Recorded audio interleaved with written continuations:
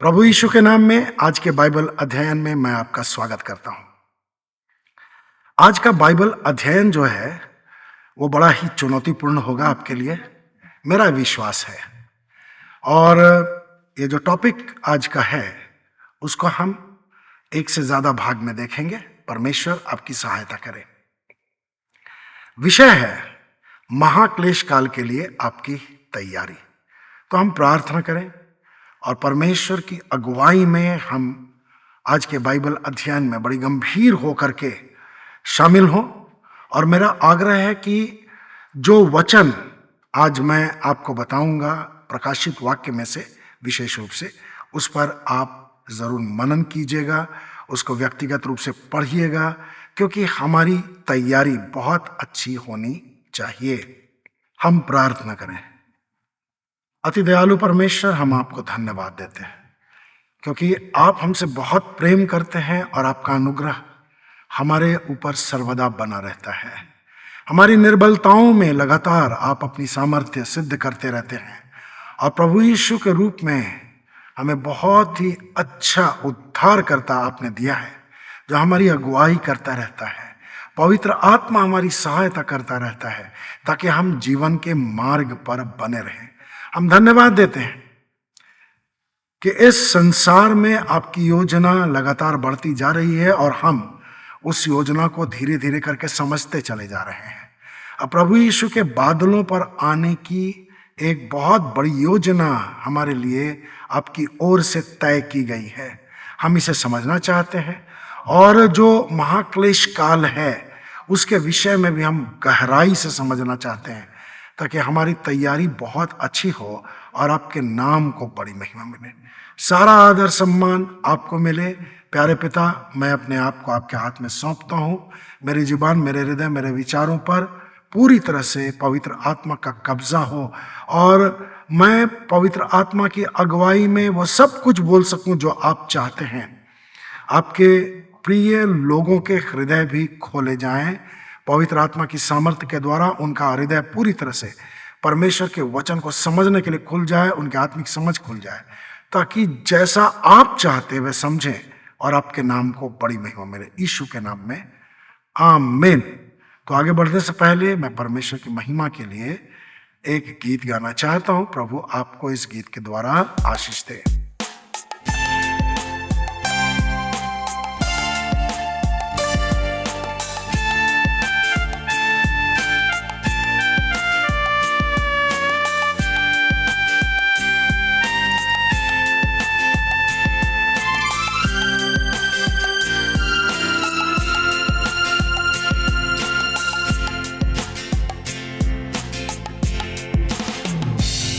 यदि कोई सारी दुनिया को पाले और अपना ही प्राण खो डाले, यदि कोई सारी दुनिया को पाले और अपना ही प्राण खो डाले, तो उसको कोई लाभ नहीं है,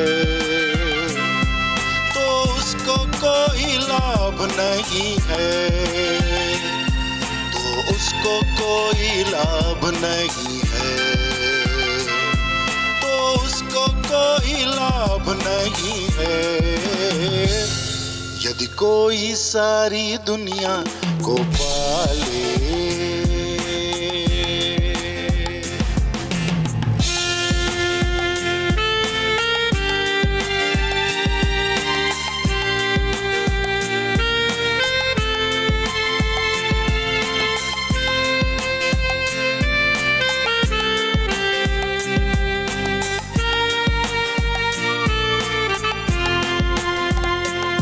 यदि कोई यीशु के पीछे आना चाहे तो अपना इनकार करे,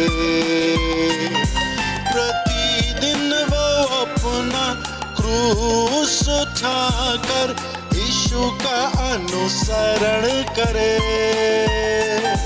यदि कोई यीशु के पीछे आना चाहे तो अपना इनकार करे, प्रतिदिन वो क्रूस उठाकर यीशु का अनुसरण करे, यीशु का अनुसरण करे। यदि कोई सारी दुनिया को पाले,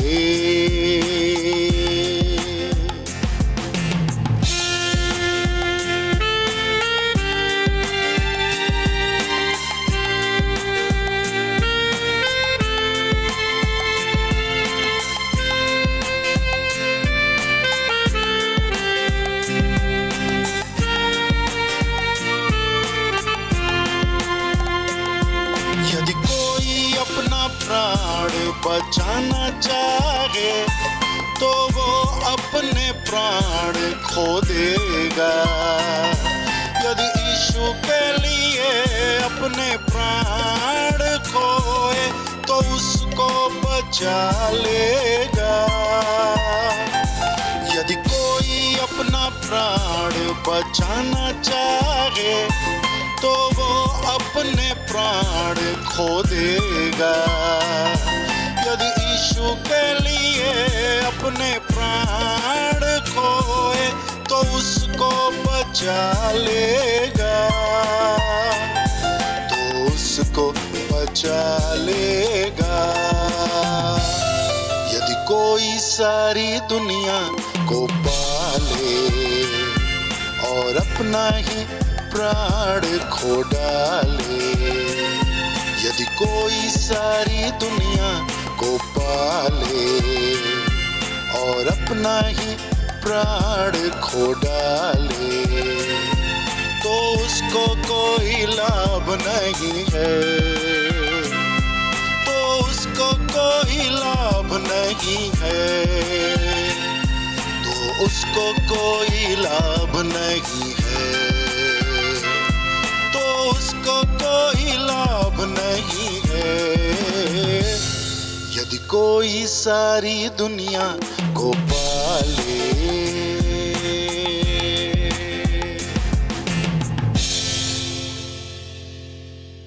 तो परमेश्वर का धन्यवाद हो। आज जो बाइबल स्टडी का विषय है वो बड़ा ही चुनौतीपूर्ण है। महाक्लेश काल के लिए हमारी तैयारी।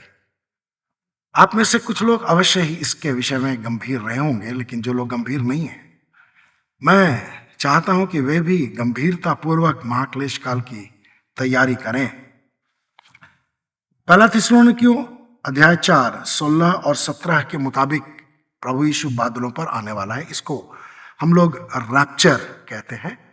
रैप्चर शब्द कहाँ से आया ये मालूम नहीं है, लेकिन इस विषय को रैप्चर, इस घटना को रैप्चर के द्वारा संबोधित किया जाता है और अधिकांश लोग समझने लगे हैं कि रैप्चर क्या है।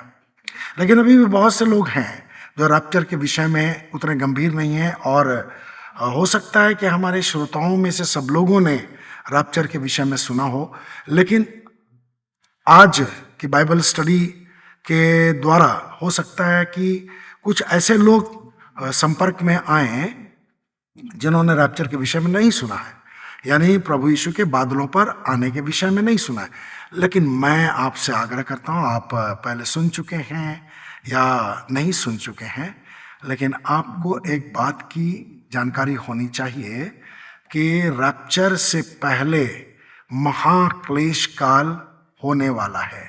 और जो लोग ये कह रहे हैं कि रैप्चर किसी भी समय हो सकता है, मैं बहुत ही गंभीरता पूर्वक और बड़ी जिम्मेदारी के साथ ये कहना चाहता हूं कि ये जो डॉक्ट्रिन है, ये जो सिद्धांत है, वो परमेश्वर के वचन पर आधारित नहीं है, परमेश्वर की योजना के ऊपर आधारित नहीं है।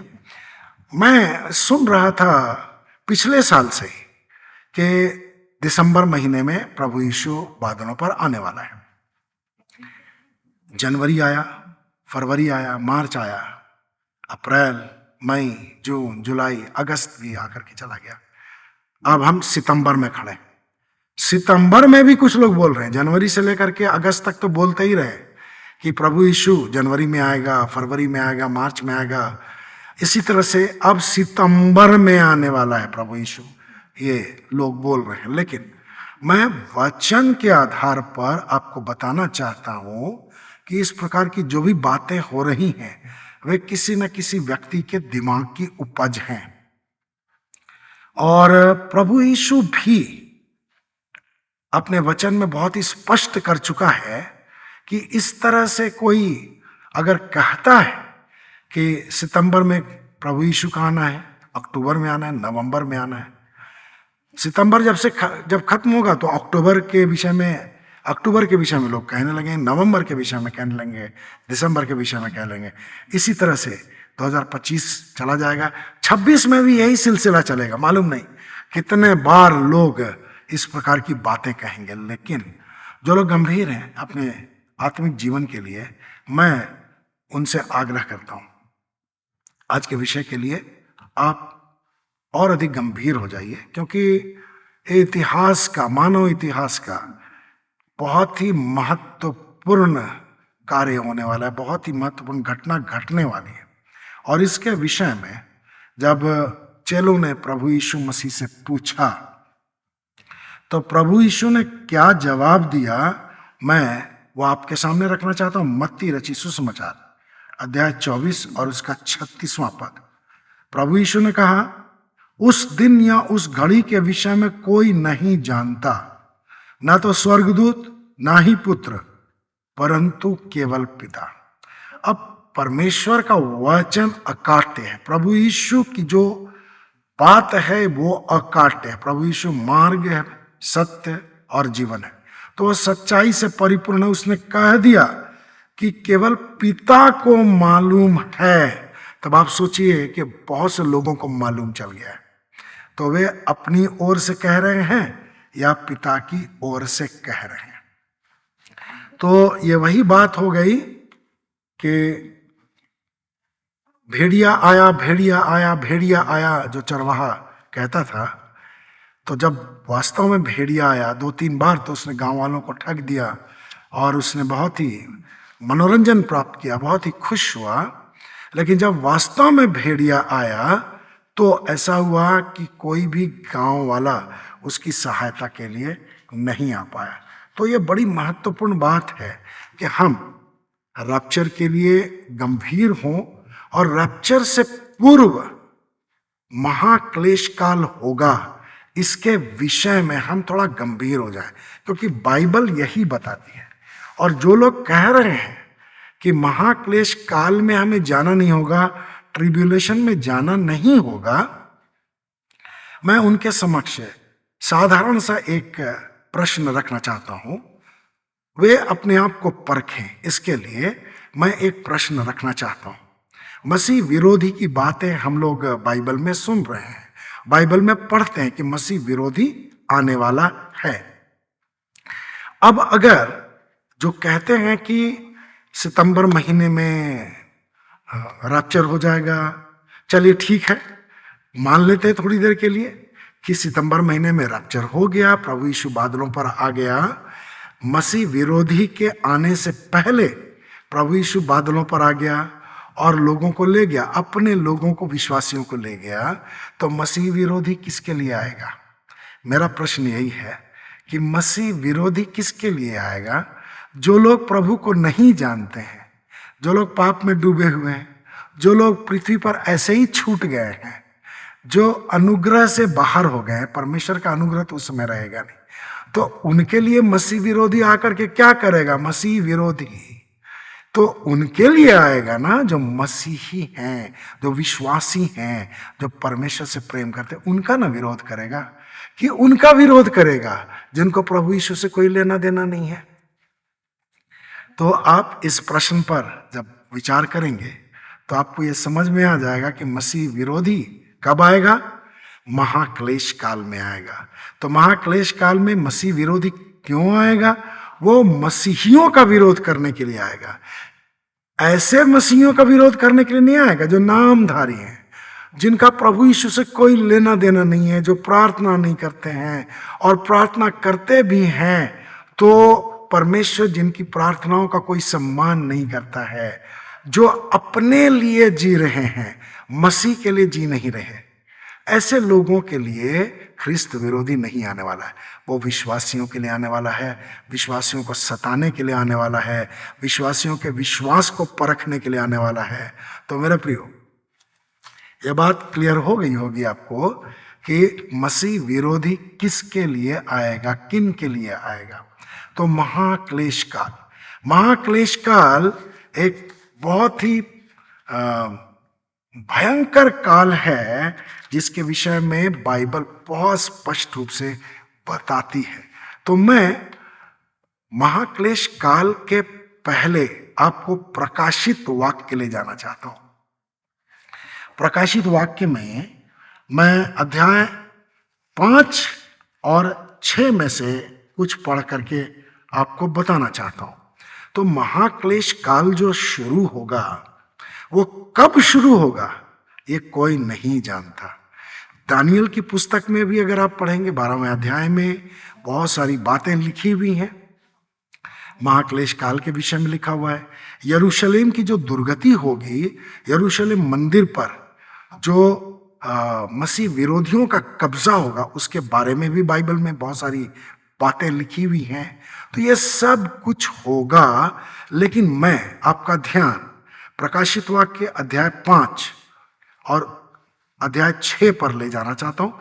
5 के एक पद को मैं पढ़ूंगा और इसके अलावे हम लोग सीखते चले जाएंगे कि महाक्लेश काल की तैयारी क्यों हमारे लिए बेहद आवश्यक है। तो महाक्लेश काल जो है वो कुछ मुहरों के द्वारा परमेश्वर के नियंत्रण में रखा गया है। इस बात को प्रकाशित वाक्य अध्याय 6 पढ़ने पर जानकारी प्राप्त होती है। और उसके बाद भी ऐसा हमें प्रतीत होता है बाइबल पढ़ने से, प्रकाशित वाक्य पढ़ने से, कि परमेश्वर का नियंत्रण पूरी तरह से पृथ्वी पर रहेगा, आज भी है और उस समय भी रहेगा।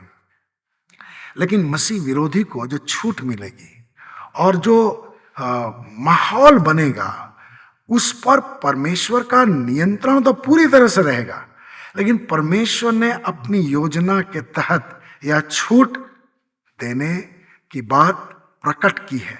पवित्र शास्त्र में यह बात बहुत स्पष्ट रूप से बताई गई है कि मसीह विरोधी को मसीहियों के विरोध में या विश्वासियों के विरोध में कहना चाहिए, जो प्रभु से प्रेम करने वाले लोग हैं, उनके विरोध में पूरी छूट मिल जाएगी।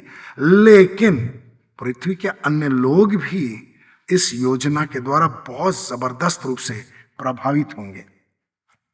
तो जैसे मैंने बताया कि ये एक भाग में संभव नहीं है, तो इसके अलावे भी हम कम से कम एक भाग देखेंगे, और अगर वो भाग भी कम पड़ेगा तो हम तीसरे भाग में इस बाइबल स्टडी को कंक्लूड करेंगे। तो मेरा आग्रह है, यदि आप परमेश्वर से प्रेम करते हैं और प्रभु यीशु के वचन से सहमत हैं, जो उसने मत्ती 24:36 में कहा कि केवल पिता को मालूम है कि कब उसका बादलों पर आना होगा, तो आप जरूर तैयारी करेंगे गंभीर होकर के, क्योंकि ये ऐसा इवेंट होने वाला है जो अचानक से नहीं होगा।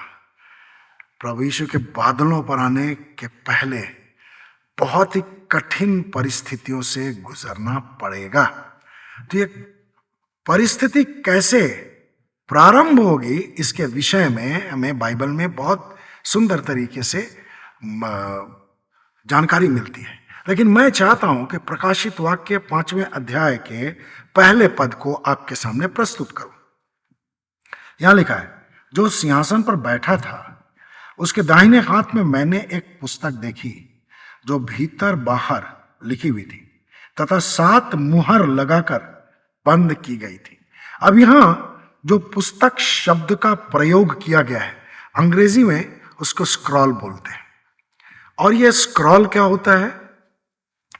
पहले के जमाने में किताबें नहीं होती थी, कागज में ही लिख करके या फिर किसी प्रकार के चमड़े में लिख करके या फिर पेपायरस के पौधे से बना हुआ कुछ कागजनुमा जो चीज होती थी, उस पर लिख करके उसको लपेट दिया जाता था। तो वो स्क्रॉल बन जाता था। इस आज भी अगर हम एक पेपर को ले करके उसको लपेट देते हैं तो गोलाकार हो जाएगा, वो स्क्रॉल के समान हो जाएगा।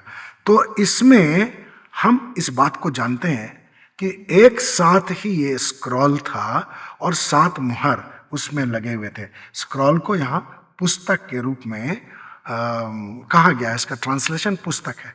तो पुस्तक तो बाइबल भी है, मोटी सी पुस्तक है, लेकिन स्क्रॉल बोलने से बहुत ही अच्छी तरह से समझ में आ जाता है कि हाँ भाई क्या बात है। तो जब यूहन्ना ने देखा कि जो सिंहासन पर बैठा हुआ था उसके दाहिने हाथ में एक पुस्तक थी जो बाहर और भीतर लिखी हुई थी और 7 मुहर लगाकर बंद की गई थी, लेकिन तब यूहन्ना को ये बताया जाता है कि इसको केवल एक ही जन खोल सकता है। बड़े संक्षेप में हम लोग आगे बढ़ेंगे। आप 5वां अध्याय पढ़ करके जो डिटेल में बात बताई गई है वो आप जान सकते हैं। तो प्रभु यीशु ही है जो इस स्क्रॉल को खोल सकता है। मैं एक और वचन पढ़ना चाहूंगा, प्रकाशित वाक्य 5 के 11 को। फिर मैंने देखा तो सिंहासन, प्राणियों और प्राचीनों के चारों ओर बहुत से स्वर्गदूतों का शब्द सुना, जिनकी संख्या लाखों करोड़ों में थी। 12वां पद, और वे ऊंची आवाज से कह रहे थे, वध किया हुआ मेमना सामर्थ, बुद्धि, शक्ति, आदर और महिमा के योग्य है, धन्यवाद के योग्य है। मैं एक और वचन प्रकाशित वाक्य 5 में से पढ़ना चाहता हूं। प्रकाशित वाक्य 5 और उसका 5वां पद यहां लिखा है, तब उन प्राचीनों में से एक ने मुझसे कहा, मत रो, देख यहूदा के कुल का वह सिंह जो दाऊद का मूल है विजयी हुआ है कि इस पुस्तक को और उसकी 7 मुहरों को खोले। अब ये स्क्रॉल जो था, जिसको यहाँ हिंदी में पुस्तक के रूप में ट्रांसलेट किया गया है, उसमें क्या लिखा था ये बात बाइबल में कहीं लिखी भी नहीं है। लोग कयास लगाते हैं कि हो सकता है कि प्रकाशित वाक्य के द्वारा जो बात प्रभु बताना चाहता है वही बात लिखी हुई है, यानी जो घटनाएं होंगी वे लिखी हुई हैं या कुछ और लिखी हुई हैं। इस विषय में कोई भी एक मत नहीं है, और इसलिए हम जब स्वर्ग जाएंगे तभी हमें पता चलेगा कि इस स्क्रॉल में क्या लिखा हुआ था। लेकिन जब मुहरें खुलती हैं तब क्या होता है, इस बात को मैं बताना चाहता हूं। और मुहर खोलने वाला केवल एक ही है, और वह हमारा उद्धारकर्ता यीशु, जो वध किया हुआ मेमना था और सामर्थ, बुद्धि, धन, महिमा, आदर के योग्य है। वो अद्भुत काम करने वाला परमेश्वर का इकलौता पुत्र है। यह हमारे लिए बड़ी महान बात है। तो जब यूहन्ना ने देखा कि मुहरें खुलेंगी तब क्या होगा, तो परमेश्वर ने अपने अनुग्रह में प्रभु यीशु के द्वारा यह बात यूहन्ना पर प्रकट की, बल्कि प्रभु यीशु ने अपने एक स्वर्गदूत के माध्यम से यूहन्ना पर यह बात प्रकट की कि जब मुहर खोलेंगे तो क्या होगा। यानी अभी मुहर खुली नहीं है, मुहर खुलने की देर है। जैसे ही मुहर खुलेगी वैसे ही महाक्लेश काल प्रारंभ हो जाएगा। मेरे प्रियो, इस बात के लिए हमें बड़ा गंभीर रहना है। तो मैं आपको प्रकाशित वाक्य अध्याय 6 में ले जाना चाहता हूं। उसके पहले और दूसरे पद को मैं आपके लिए पढ़ना चाहता हूं। यहां लिखा है, जब मैंने देखा कि मेमने ने उन 7 मुहरों में से एक को खोला, तब मैंने उन 4 प्राणियों में से एक को गर्जन के समान शब्द में कहते सुना, आ। मैंने दृष्टि की और देखो एक श्वेत घोड़ा था, और जो उस पर बैठा था वह धनुष लिए हुए था। उसे एक मुकुट दिया गया और वह जय प्राप्त करता हुआ निकला कि और भी जय प्राप्त करे। तो जब हम लोग महाक्लेश काल की तैयारी की बात कर रहे हैं तो मैं आपसे यह आग्रह करता हूं कि आप बार बार प्रकाशित वाक्य अध्याय 6 को जरूर पढ़ें। मैं परमेश्वर को धन्यवाद देता हूं, बहुत से ऐसे लोग हैं जो बार बार इस अध्याय को पढ़ते हैं। क्यों? क्योंकि अगर वे प्रकाशित वाक्य अध्याय 6 के पहले हिस्से को याद नहीं कर पाए, अगर अच्छी तरह से समझ ना पाए, तो वे धोखा खा सकते हैं। यहां पर जो श्वेत घोड़े के विषय में लिखा हुआ है, एक श्वेत घोड़ा आया, तो जो श्वेत रंग होता है वो क्या बताता है? वो तो शांति का प्रतीक है, मेल मिलाप का प्रतीक है, पवित्रता का प्रतीक है, और इसे नई शुरुआत का भी प्रतीक माना जाता है। तो जो श्वेत घोड़ा आया, अगर श्वेत घोड़े के विषय में आप जानकारी नहीं रखते हैं तो हो सकता है कि आपको धोखा हो जाए। अब श्वेत घोड़ा प्रभु यीशु के लिए भी है।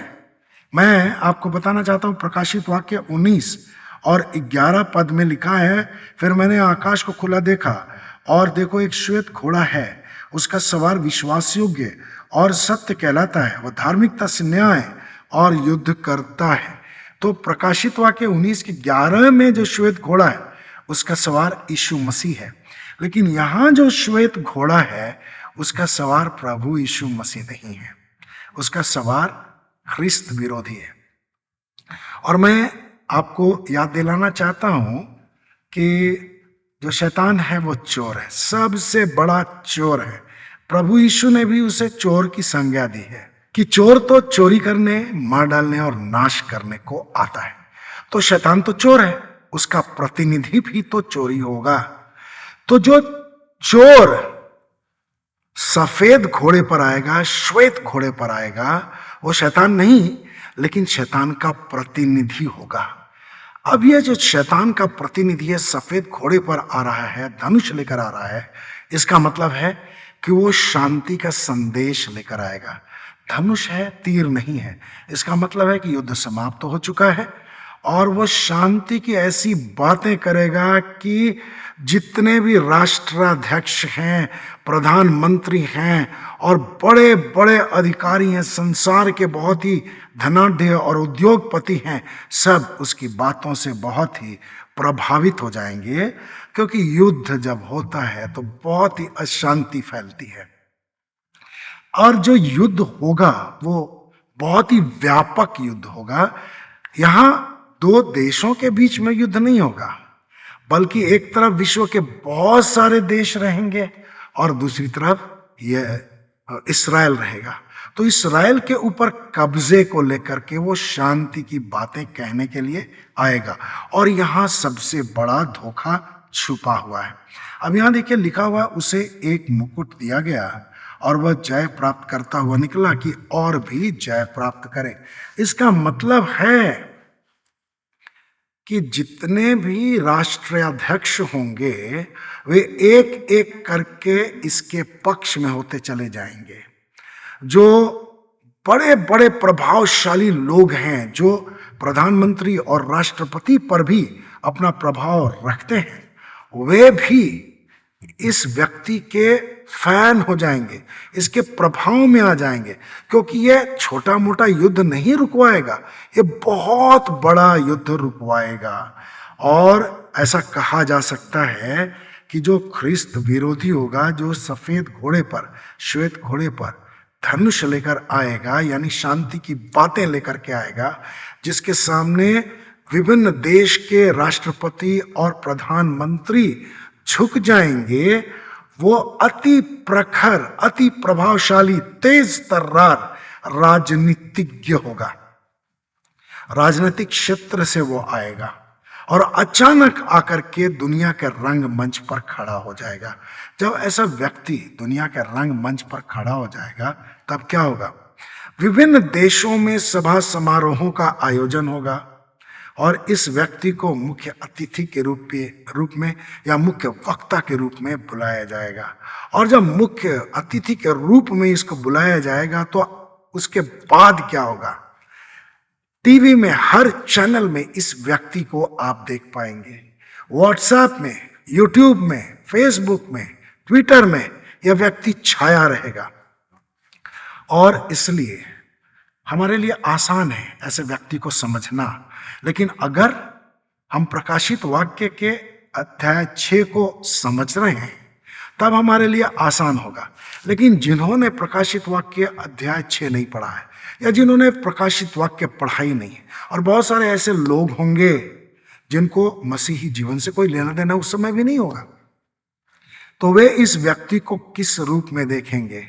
एक ऐसे मसीहा के रूप में देखेंगे जो बहुत ही प्रभावशाली है और जिसके पास संसार की सभी समस्याओं का हल है, क्योंकि वो युद्ध को इस तरीके से रोकेगा जैसे ये चुटकी बज रही है, क्योंकि परमेश्वर की ओर से इसे अधिकार प्राप्त हो जाएगा। अब आप कल्पना करें कि हमारे देश के प्रधानमंत्री हों, विदेश मंत्री हों और अन्य मंत्री हों, अमेरिका, रूस और अन्य देश के जो राष्ट्राध्यक्ष हैं, वे भी इसके सामने नतमस्तक होंगे। तो लोगों के सामने, आम जनता के सामने क्या संदेश जाएगा? ये बहुत ही प्रभावशाली व्यक्ति है और ये जो चाहे वो कर सकता है। जैसे लोगों के अंदर में व्यक्ति पूजा करने की जो लालसा होती है, वो लालसा यहाँ और अधिक तेजी से काम करेगी, क्योंकि हम एक बहुत ही क्रूशियल फेज में प्रवेश करने वाले होंगे और इसी समय वन वर्ल्ड गवर्नमेंट की, मैं समझता हूं कि नींव डाल दी जाएगी, या नींव तो पहले से रखी हुई है, वो पूरी तरह से लोगों के सामने आ जाएगी। और इस तरह से वो व्यक्ति अपने अधिकारियों के साथ, अपने सलाहकारों के साथ मिल करके पूरे विश्व को अपनी उंगली पर नचाने की योग्यता प्राप्त कर लेगा। जो लोग विश्वासी नहीं हैं, इस व्यक्ति को एक मसीहा के रूप में देखेंगे, एक अति प्रभावशाली नेता के रूप में देखेंगे, अति प्रखर राजनीतिज्ञ के रूप में देखेंगे और उनको लगेगा कि यह व्यक्ति उनकी तमाम समस्याओं को चुटकी बजाते हुए हल कर सकता है। तो मेरे प्रियो, इसलिए हमें बहुत सावधान होना है। यह समय आएगा, क्योंकि प्रभु यीशु ने यह बात बताई। अगर आप मत्ती 24 पढ़ेंगे तो आपको बहुत अच्छी तरह से समझ में आ जाएगा कि जो लोग ये कह रहे हैं कि प्रभु यीशु का बादलों पर आना सितंबर महीने में होगा या अक्टूबर महीने में होगा, अगले महीने होगा, या कि कुछ लोग कहेंगे कि दिसंबर में होगा या 2026 में होगा, वे कितने गलत हैं या आप स्वयं जानिए। मनुष्यों के द्वारा आप प्रभावित न किए जाएं, आप परमेश्वर के वचन के द्वारा प्रभावित किए जाएं। परमेश्वर का वचन ही हमारे पांव के लिए दीपक और हमारे मार्ग के लिए उजियाला है। इसलिए बहुत जरूरी है कि प्रकाशित वाक्य अध्याय 6 को बहुत अच्छी तरह से समझा जाए, और इस तरह से जब संपूर्ण दुनिया का परिदृश्य कुछ ऐसा होगा कि एक ही व्यक्ति पूरे विश्व को, पूरे राजनीति को, पूरे आर्थिक तंत्र को, सामाजिक तंत्र को अपने नियंत्रण में कर चुका होगा, तो जब दूसरी मुहर खोलेगी तब उसकी असलियत सामने आएगी। तो जब तक दूसरी मुहर नहीं खुलेगी तब तक वो व्यक्ति लोगों के सामने एक मसीहा के रूप में है। और एक बात मैं आपके सामने रखना चाहता हूं, मुहर अगर 2 महीने में खुलेगी, मान लीजिए पहली मुहर और दूसरी मुहर के बीच में 2 महीने का अंतराल हुआ, तो 2 महीने के बीच में ही वह व्यक्ति जो कुछ करना चाहता है वह कर लेगा, शांति के दूत की हैसियत से, शांति के संदेशवाहक की हैसियत से लोगों को अपने अधिकार में कर लेगा। लेकिन अगर ये 1 महीने का होगा तो उसके पास 1 महीने का समय है। अगर ये 3 महीना कर दिया जाए तो उसके पास 3 महीने का समय है। मैं क्या कहना चाहता हूं, आप इसको समझने की कोशिश करें। वास्तविक अधिकार किसके पास है? जो मुहर खोलने वाला व्यक्ति, यानी हमारा प्रभु यीशु मसीह, उसके पास वास्तविक अधिकार है। तो इसलिए हमें घबराना नहीं है, हमें बस तैयारी करनी है, प्रार्थना पूर्वक परमेश्वर के वचन में समाहित होकर के, परमेश्वर के वचन की गहरी बातों को सीखते हुए, हमें पवित्र आत्मा की अगुवाई प्राप्त करते हुए इस मेगा इवेंट के लिए अपने आप को तैयार करना है। बड़ा रोमांचक समय भी हो सकता है, ऐसा हम कह सकते हैं। ये बहुत ही महत्वपूर्ण समय होगा मानवीय इतिहास का। और जैसे ही दूसरी मुहर खुलेगी, दूसरी मुहर कब खुलेगी? हम ऐसा कह सकते हैं जब परमेश्वर प्रभु यीशु मसीह को आज्ञा देगा कि बेटा दूसरी मुहर खोलो। यानी ख्रिस्त विरोधी के हाथ में कुछ नहीं है। वास्तविक तौर पर जो भी अधिकार है वो स्वर्ग से ही उसको दिया गया है। जैसे प्रभु यीशु ने पुन्तियुस पिलातुस से कहा, जो अधिकार तुम्हें दिया गया है, अगर वो अधिकार तुम्हें नहीं दिया गया रहता तो तुम्हारे पास कुछ अधिकार रहता नहीं। मैं पैराफ्रेज करके कह रहा हूं। यानी जो भी अधिकार था पुन्तियुस पिलातुस के पास, वो स्वर्ग से दिया गया था। वैसे ही प्रभु यीशु के ही द्वारा, परमेश्वर पिता के ही द्वारा यह अधिकार ख्रिस्त विरोधी को दिया जाएगा कि जब तक पहली मुहर खुलती है, जब तक दूसरी मुहर ना खुले तब तक वो पृथ्वी पर शांति स्थापित कर ले। लेकिन जैसे ही दूसरी मुहर खुलेगी, उस ख्रिस्त विरोधी का रूप पूरी तरह से बदल जाएगा। मैं आपको ये बताना चाहता हूं कि दूसरी मुहर खुलेगी तब क्या होगा। प्रकाशित वाक्य अध्याय 6 उसके 3 और 4 को मैं पढ़ना चाहता हूं। यहां लिखा है, जब उसने दूसरी मुहर खोली तो मैंने दूसरे प्राणी को यह कहते सुना, आ। तब लाल रंग का एक और घोड़ा निकला। उसके सवार को यह अधिकार दिया गया कि वह पृथ्वी पर से मेल मिलाप उठा ले, कि लोग एक दूसरे को घात करें। और उसे एक बड़ी तलवार दी गई। मेरे प्रियो, अब आप क्या समझ रहे हैं? ये शांति का देवता, शांति का दूत, शांति का मसीहा कैसे बदल जाएगा? दूसरी मुहर खुलेगी स्वर्ग में और पृथ्वी पर माहौल पूरी तरह से बदल जाएगा। क्योंकि प्रभुता तो प्रभु यीशु के पास ही है। अधिकार, साम्राज्य, सिंहासन, सब कुछ प्रभु यीशु के अधीन है।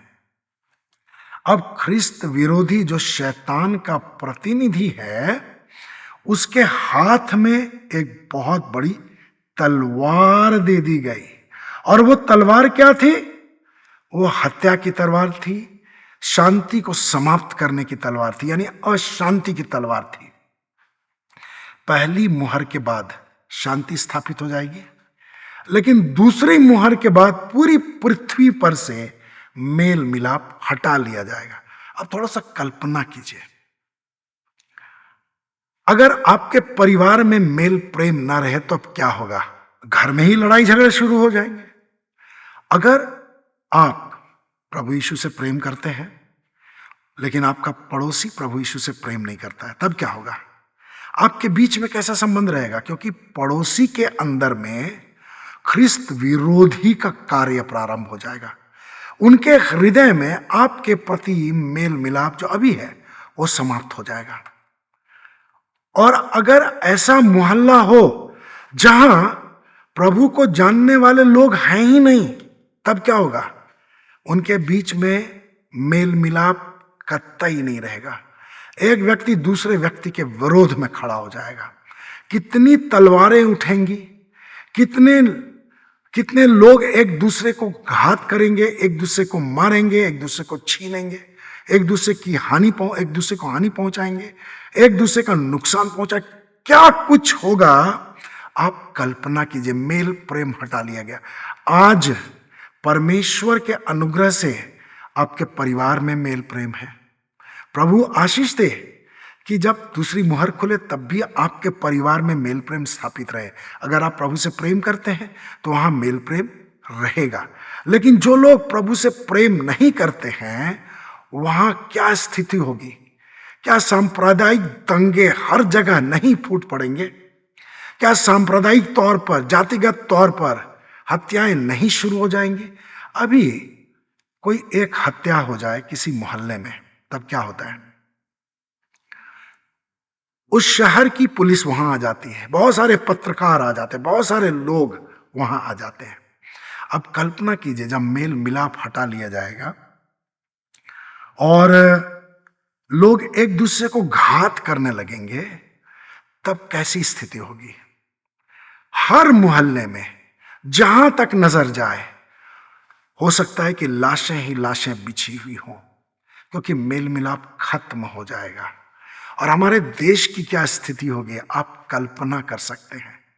अभी बहुत जगह सांप्रदायिक दंगे हो सकते हैं, अगर प्रशासन चौकन्ना न रहे तो बहुत सारे ऐसे पर्व हैं जिसमें हमारे भारतीय लोग एक दूसरे पर आक्रमण कर सकते हैं, एक दूसरे को परेशान कर सकते हैं, एक दूसरे को हानि पहुंचा सकते हैं। जब मेल मिलाप हटा लिया जाएगा तब स्थिति क्या होगी।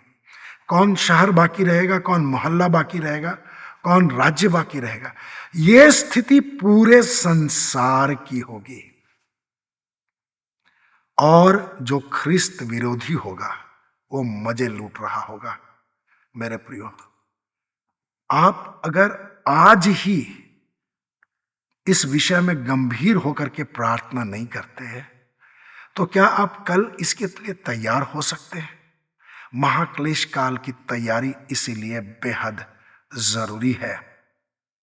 मैं आपको बताना चाहता हूं, मत्ती 24:9-13 में प्रभु यीशु ने अपने शिष्यों को क्या बताया।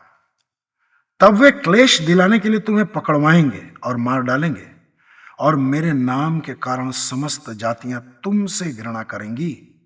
उन दिनों में बहुत से लोग ठोकर खाएंगे और एक दूसरे से विश्वासघात और एक दूसरे से घृणा करेंगे। तब बहुत से झूठे नबी उठ खड़े होंगे और बहुतों को भरमाएंगे। अधर्म के बढ़ने के कारण बहुतों का प्रेम ठंडा पड़ जाएगा, परंतु जो अंत तक धीरज धरे रहेगा उसी का उद्धार होगा। राज्य का यह सुसमाचार सारे जगत में प्रचार किया जाएगा कि सब जातियों पर साक्षी हो, और तब अंत आ जाएगा। अब 9 से 14 पद को पढ़ करके, मत्ती 24:9 से 14 पद को पढ़ करके जो सिनेरियो, जो परिदृश्य मेरे जेहन में उभर रहा है वो कुछ इस तरह है। जो विश्वासी होंगे वे अपने विश्वास के कारण सताए जाएंगे। यहां लिखा है, तब वे क्लेश दिलाने के लिए तुम्हें पकड़वाएंगे और मार डालेंगे। कौन पकड़वाएंगे? हमारा पड़ोसी हमारे विरुद्ध हो जाएगा। संभव है हमारे परिवार के लोग विरोधी हो जाएं, हमारे मित्र विरोधी हो जाएं, हमारे सगे संबंधी विरोधी हो जाएं, और सब जातियां हमसे घृणा करेंगी। तो जो विश्वासी हैं उनके लिए कैसी कठिन परिस्थिति सामने आ जाएगी। और उन दिनों ऐसा होगा कि प्रचार कार्य भी लगातार जारी रहेगा, प्रचार कार्यक्रम भी चलता रहेगा। प्रभु अपने लोगों को इतना साहसी बना देगा कि वे अपनी मृत्यु की परवाह किए बिना, अपने घात किए जाने की परवाह किए बिना, अपने सताए जाने की परवाह किए बिना और जेल में डाले जाने की परवाह किए बिना प्रभु के वचन का प्रचार करेंगे। और जब वे ऐसा करेंगे तो बहुत से प्रचारकों को, विश्वासियों को पकड़ लिया जाएगा, बंदीगृह में डाल दिया जाएगा। क्या माहौल होगा आप सोच सकते हैं। हर जगह अव्यवस्था और अराजकता की स्थिति होगी। इसके लिए अगर आप तैयार न रहें तो क्या होगा। तो जो लोग ये कह रहे हैं कि प्रभु यीशु का आगमन अगले महीने है, प्रभु यीशु बादलों पर अगले महीने आ जाएगा, रैप्चर अगले दिसंबर होगा, रैप्चर 2026 में होगा, क्या कहते हैं आप। वचन पढ़ करके आप इस बात को समझिए कि रैप्चर के पहले महाक्लेश काल आना ही आना है, और महाक्लेश काल से हमें गुजरना ही गुजरना है। मेरे प्रियो, आपको तैयारी करनी चाहिए, और ये गंभीर विषय है। और आप ऐसा सोच सकते हैं कि मेरी उम्र अब तो 70, 75, 80 साल हो गई है। ऐसे लोग भी हो सकता है कि हमारे YouTube चैनल से जुड़े हुए हों। वे कहेंगे कि अभी प्रभु यीशु के आने में बहुत देर है। हो सकता है 20 साल हो सकता है 25 साल हो। तब तक ऐसा ही माहौल चलता रहेगा कि प्रभु यीशु अगस्त महीने में आएगा, सितंबर में आएगा, अक्टूबर में आएगा। ऐसे ही चलता रहेगा। लेकिन जब प्रभु यीशु बादलों पर आएगा, उसके पहले ये स्थिति होगी, पहली मुहर खुलेगी, दूसरी मुहर खुलेगी और संपूर्ण संसार का माहौल पूरी तरह से बदल जाएगा। अगर आप तैयारी नहीं करेंगे तो आपके बेटे बेटियां भी तैयारी नहीं करेंगे। जो माता पिता हैं उनको इस दिशा में तैयारी करनी चाहिए। ठीक है, रैप्चर से पहले ही वे प्रभु के पास चले जाए, कोई दिक्कत नहीं है। बादलों पर वे प्रभु के साथ वापस आएंगे, जो लोग पृथ्वी पर हैं उनको लेने के लिए। लेकिन प्रभु के सामने जाने के लिए तैयारी तो करनी पड़ेगी। लेकिन जो पृथ्वी पर रहेंगे उस समय, उनको कैसी परिस्थितियों का सामना करना पड़ेगा, इस बात को प्रकाशित वाक्य अध्याय 6 में बहुत ही स्पष्ट रूप से बताया गया है। तो मेरे प्रियो, तैयारी कीजिए। आपकी तैयारी आपके लिए बहुत महत्वपूर्ण है, अन्य लोगों के लिए बेहद महत्वपूर्ण है। परमेश्वर आपको आशीष दे। हम प्रार्थना करें। पिता परमेश्वर, हम आपको धन्यवाद देते हैं क्योंकि आपके पास प्रभु यीशु के बादलों पर आने की एक बहुत ही बड़ी योजना है। लेकिन इस योजना के पूरे होने से पूर्व संपूर्ण संसार में महाक्लेश काल आएगा और बहुत सारे लोग घात किए जाएंगे। हो सकता है कि हमारे श्रोताओं में से भी कुछ लोगों को मौत के घाट उतारा जाए, या फिर बंदी गृह में डाला जाए, या सताया जाए, या उन्हें विभिन्न तरीकों से परेशान किया जाए। पिता परमेश्वर, मैं एक एक के लिए आपके अनुग्रह की मांग करता हूँ। हर कोई उस समय के लिए अपने आप को गंभीर अवस्था में पाए। आपकी सामर्थ्य के द्वारा हर कोई गंभीर हो जाए और किसी के लिए भी यह समय अचानक से नहीं आए, बल्कि वे इस समय के लिए इंतजार करें। उनकी आत्मिक तैयारी ऐसी हो, कोई डरे नहीं, कोई घबराए नहीं, क्योंकि सारा अधिकार आपके हाथ में है। अगर आप ख्रिस्त विरोधी को अधिकार नहीं देंगे तो उसके पास कोई अधिकार नहीं है। हे पिता परमेश्वर, मैं मांगता हूं अपने सभी श्रोताओं के लिए कि वे पूरी तरह से तैयार होते चले जाएं और इस तरह आपके नाम को बड़ी महिमा मिले, सारा आदर सम्मान आपको मिले। अगले थर्सडे जब मैं अगली कड़ी लेकर के यहाँ हाजिर होऊंगा, प्रभु आप सभी दर्शकों को, सभी श्रोताओं को आशीष दीजिए कि इस भाग के बाइबल अध्ययन के द्वारा वे और भी अधिक तैयार हों, ताकि अगला भाग हम लोग और अधिक गंभीरता से संपन्न कर सकें, पढ़ सकें, समझ सकें और अधिक तैयारी में मुकम्मल होते चले जाएं और इस तरह आपके नाम को बड़ी महिमा मिले। प्रभु जी, आपकी इच्छा हर हालत में पूरी हो। पवित्र आत्मा के नियंत्रण में मैं सब लोगों को देता हूं। एक एक के हृदय से बात कीजिए, यीशु के नाम में, आमीन।